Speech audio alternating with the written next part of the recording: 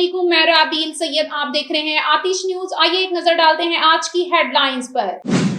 वजीर आला पंजाब मोहसिन नकवी ने लाहौर में जारी 3 तरक्याती मंसूबों का दौरा किया और काम की रफ्तार तेज करके जल्द अज जल्द काम मुकम्मल करने का हुक्म जारी किया। निगरान वजीर आला पंजाब मोहसिन नकवी ने कैवलरी अंडरपास, वल्टन रोड, ADA नाले रीमॉडलिंग और अपग्रेडेशन का दौरा किया। सूबाई वजीर अतलात आमिर मीर, कमिश्नर लाहौर डिवीजन वजीर आला पंजाब के हमरा थे। इनके अलावा CCP और डिप्टी कमिश्नर CBD के अहकाम भी इस मौके पर मौजूद थे। Chief executive officer CBD Imran Amin और executive director technical CBD Punjab Riaz Hasan ने Punjab Quaid district project Walton road ADA नाले के हवाले से वजीर आला को ब्रीफिंग देते हुए कहा कि सेंटर पॉइंट को वाल्टन रोड से मुंसलिक करने से फासले 3 मिनट में तय होगा। वाल्टन फ्लाईओवर की पाइल्स का काम मुकम्मल हो चुका है। निगरान वजीर आजम अनवर उल हक काकड़ ने कहा है कि मौसमियाती तब्दीली पाकिस्तान जैसे ममालिक के लिए कौमी सलामती का मसला है। पाकिस्तान का आलमी सतह पर मौसमियाती तब्दीली बढ़ाने में हिस्सा 1 से भी कम होने के बावजूद पाकिस्तान मौसमियाती तब्दीली से सबसे ज्यादा मुतासरा ममालिक में शामिल है। बुध को वजीर आजम ऑफिस के मीडिया विंग से जारी प्रेस रिलीज के मुताबिक निगरान वजीर आजम अनवर उल हक काकड़ की ज़ेर-ए-सदार 28वें अक़वामी मुत्तहिदा कॉन्फ्रेंस ऑफ पार्टीज COP 28 के हवाले से बैनुल-अक़वामी वज़ारती जायजा इजलास मुनक्कद हुआ। इजलास में निगरान वफाकी वज़रा बराए खजाना, खारजा, तवानाई, मौसमियाती तब्दीली, मनसूबा बंदी और मुतल्लिका सरकारी अफसरान ने शिरकत की। इजलास के शुरा से गुफ्तगू करते हुए निगरान वज़ीर आज़म ने कहा है कि माहौलियाती तब्दीली पाकिस्तान जैसे ममालिक के लिए कौमी सलामती का मसला है। पाकिस्तान का आलमी सतह पर मौसमियाती तब्दीली बढ़ाने में हिस्सा 1% से भी कम होने के बावजूद पाकिस्तान मौसमियाती तब्दीली से सबसे ज्यादा मुतासरा ममालिक में शामिल है। पाकिस्तान पीपल्स पार्टी के चेयरमैन बिलावल भुट्टो ज़रदारी ने कहा है कि मुल्क में टिक टाकर और अशराफिया की हुकूमत नहीं चाहते। मैं मुल्क में अवामी राज कायम करना चाहता हूँ। मुल्क के फैसले करने का अख्तियार सिर्फ अवाम के पास है। नौजवान चाहते हैं कि पुराने सियासतदानों से जान छूटे, क्योंकि पुराने सियासतदानों का इरादा खिदमत नहीं बल्कि इंतकाम और हिसाब लेना है। वो घर बैठकर नौजवानों के लिए दुआ करें। तफसीलात के मुताबिक चतराल में जलसा आम से खिताब करते हुए उन्होंने कहा कि मुल्क की सूरत हाल देखकर दुख होता है। अवाम के दुख दर्द कम करना चाहता हूँ। पुराने सियासतदानों की सियासत से तकलीफ कम नहीं होगी। जिस सिमत मुल्क चल रहा है इससे मसाइल बढ़ेंगे। पुराने सियासतदान अवाम की मुश्किलात में इजाफा करेंगे, क्योंकि इनका इरादा खिदमत नहीं बल्कि इंतकाम और हिसाब लेना है। इनसे सियासत छोड़ने का मुतालबा नौजवानों का है। नौजवान चाहते हैं कि इन पुराने सियासतदानों से जान छूटे। चेयरमैन पीपल्स पार्टी ने कहा कि नवाज शरीफ और मौलाना फजलुर रहमान ने सियासत शुरू की तो उम्र क्या थी, और जब बेनज़ीर वज़ीर आज़म बनी तो इनकी उम्र क्या थी। बेनज़ीर भुट्टो दुनिया की सबसे कम तरीन वज़ीर आज़म थी। मैं अपने बुजुर्गों का एहतराम करता हूँ, PTI वालों की तरह गाली नहीं देता। पुराने सियासतदानों से एतराज ये है कि वो बूढ़े हो गए हैं। एतराज ये है कि वो पुरानी सियासत नहीं छोड़ते। उन्हें चाहिए कि अब घर बैठकर नौजवानों के लिए दुआ करें। अब काम हमने करना है।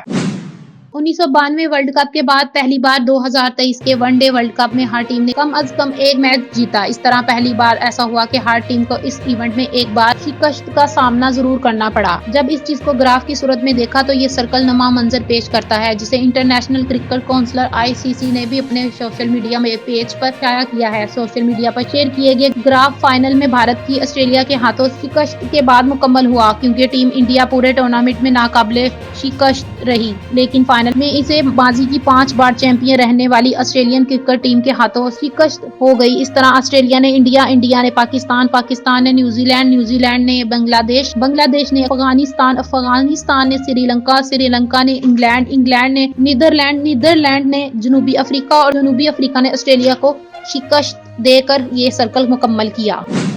वज़ीर तिजारत व सनत डॉक्टर गौहर इजाज का कहना है कि शहरियों को सस्ती चीनी की फराहमी की कोशिश कर रहे हैं। तफसीलात के मुताबिक वज़ीर तिजारत व सनत डॉक्टर गौहर इजाज ने कहा है कि शहरियों को सस्ती चीनी की फराहमी की कोशिश जारी है, लेकिन चीनी की बरामद की इजाजत नहीं दे सकते जब तक चीनी की मुकम्मल पैदावार और खपत का अंदाजा नहीं होता। गौहर इजाज ने कहा कि माजी की पॉलिसियों को मजीद नहीं जारी रख सकते। पहले चीनी को बरामद करने फिर दरामद करने की इजाजत नहीं दे सकते। शुगर सेक्टर के ट्रैक एंड ट्रेस पर जल्द इजलास मुनक्कद किया जाएगा।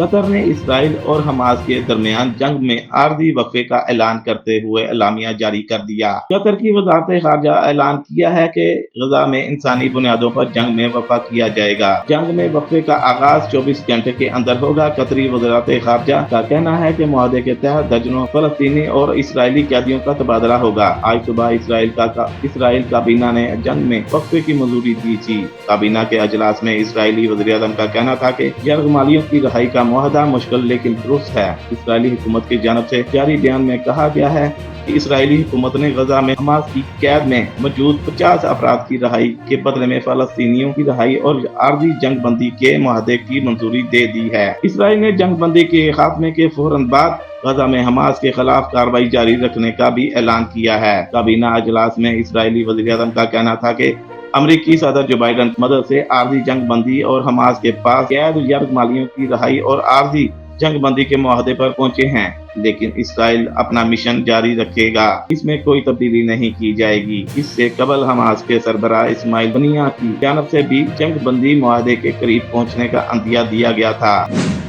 پاکستان اسٹاک ایکسچینج میں ریکارڈ ساز دن کا اختتام ہوا۔ 100 انڈیکس میں 58,000 کی نفسیاتی حد عبور کر لی۔ تفصیلات کے مطابق کاروباری تیسرے روز اسٹاک ایکسچینج میں زبردست تیزی دیکھی گئی۔ دن بھر میں 21 ارب روپے مالیت کے 58,000 سے زائد کے شیئرز کا کاروبار ہوا۔ کاروباری روز کے آغاز پر 100 انڈیکس 57,418 پوائنٹس پر تھا اور صبح ہی سے مارکیٹ میں تیزی دیکھی گئی۔ ایک وقت ایسا بھی آیا کہ 100 انڈیکس 58,405 پوائنٹ پر ٹریڈ کرتا رہا۔ اس دن کے اختتام پر 100 انڈیکس 58,198 پوائنٹ پر بند ہوا۔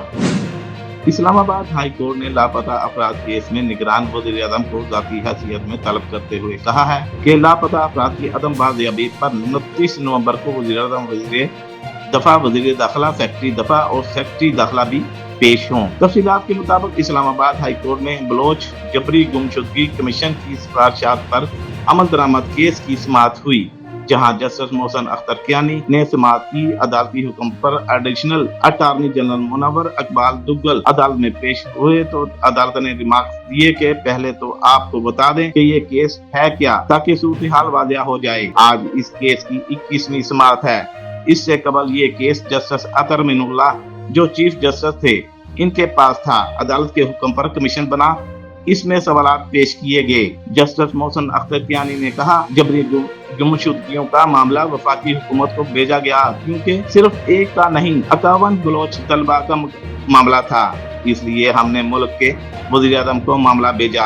حالانکہ وزیر اعظم کو خود احساس ہونا چاہیے تھا۔ ہم سمجھے وہ آ کر کہیں گے یہ ہمارے بچے ہیں، اگر ان کے خلاف کوئی کرمنل کیس تھا تو رجسٹر کرتے۔ آپ رپورٹ پڑھیں جو ہمیں پیش کی گئی ہے۔ دونوں سماعت اسسٹنٹ اٹارنی جنرل عثمان کمن نے وزراء کمیٹی اجلاس کی رپورٹ پیش کی۔ ایک صفحے پر مشتمل 6 نکات کی رپورٹ پیش کی گئی۔ رپورٹ پر جسٹس محسن اختر کیانی نے برہمی کا اظہار کرتے ہوئے رپورٹ کی کاپی واپس اور ریمارکس دیے کہ اس رپورٹ پر اس عدالت کے لیے یہ شرم کا مقام ہے۔ وزیر اعظم اور وزیر داخلہ بلوچستان سے تعلق رکھتے ہیں۔ وزیر اعظم اور وزیر داخلہ کو احساس ہونا چاہیے تھا کہ یہ بلوچ طلبہ کا معاملہ ہے۔